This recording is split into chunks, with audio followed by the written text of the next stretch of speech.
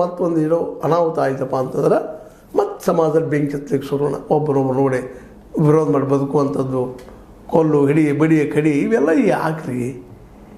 ಯತ್ನಾಳರಂತೆ ಸಂಯಮ ವಹಿಸಬೇಕಾಯ್ತು ಆ ವಿಷಯದಲ್ಲೇ. ಗವಿಸಿದ್ದಪ್ಪನವರ ಕೊಲೆ ಆದಾಗ ಅವ್ರು ಯಾರು ಕೊಲೆಗಾರದು ಅವ್ರು ಶಿಕ್ಷೆ ಆಗಲಿ, ಅದು ತಪ್ಪಂತಲ್ಲ, ಅದು ಆಗಬಾರ್ದು ಅಂತೂ ಏನಲ್ಲ, ತಪ್ಪನ ಅದು ಅವ್ರು ಮಾಡಿದ್ದು. ಆ ಹಿಂದೂ ಮಾಡಲಿ ಮುಸ್ಲಿಮ್ ಮಾಡಲಿ ತಪ್ಪ. ಅವರಿಬ್ಬರು ಪ್ರೀತಿ ಆಗ್ಯದಪ್ಪ, ಅವ್ರೇನೋ ಮದುವೆ ಆಗ್ಯದಾರೋ.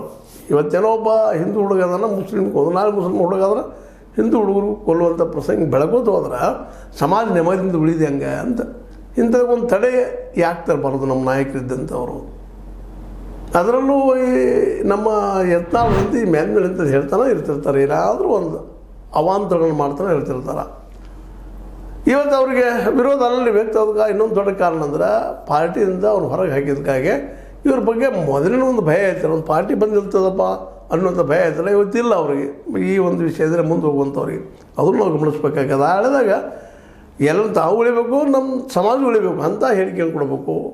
ಒಂದಿಷ್ಟು ಇವು ಆಗದಂಗೆ ತಡೆಯುವಂತ ಹೇಳಿ ಕೊಟ್ಟ ಪ್ರಚೋದನೆ ಆಗಬಾರ್ದು. ಅದು ಆ ದಿಶೆಯಲ್ಲೇ ಇವ್ರು ಹೋಗ್ಬೇಕಾಯ್ತು ನಮ್ಮ ಯತ್ನಾಳರು. ಅದಾಗಿಲ್ಲ. ಇವತ್ತಂದು ಹೋದಲೆಲ್ಲ ಅವರ ಮುಸ್ಲಿಂ ಸಮುದಾಯದವರ ಸಮಾಜದವರ